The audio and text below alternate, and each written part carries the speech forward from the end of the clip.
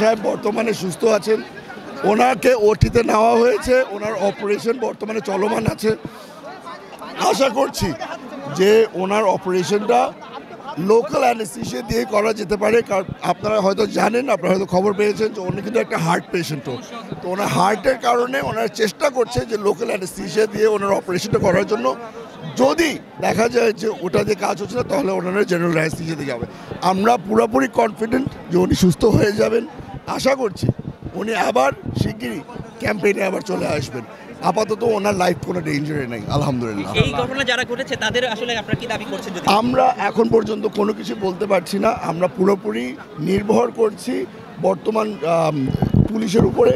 ওনার প্রশাসন তদন্ত করে আমাদেরকে যখন ইনফর্ম করবে আমরা আপনাদেরকে ইনফর্ম করে দেব। আমরা কোনো ধরনের স্পেকুলেশন করতে চাচ্ছি না। আপনাদের কোনো ধারণা কি নেই আসলে কেন ওনার উপর হামলা হতে পারে? সত্যি করে বলতে এই ধরনের ঘটনা যে ঘটবে এটা আমরা কোনো সময় আশা করিনি। আমরা আপনারা দেখেছেন নির্বাচনমুখী হওয়ার পর থেকে বেশ শান্তিপূর্ণভাবেই কিন্তু ক্যাম্পেইন করা হচ্ছিল। এই ঘটনাটা ঘটেছে, এটা খুবই আনফর্চুনেট। আশা করছি যে এইরকম ঘটনা আর ঘটবে না।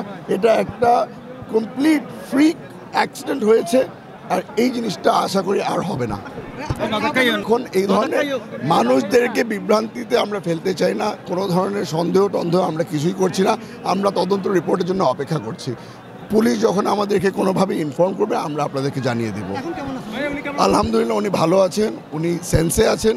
আমাদেরকে দেখে অনেক খুশি হয়েছেন যে আমরা সকলে ওনার পাশে আছি। একজন সাহসী ব্যক্তি, ইনশাল্লাহ কিচ্ছু হবে না।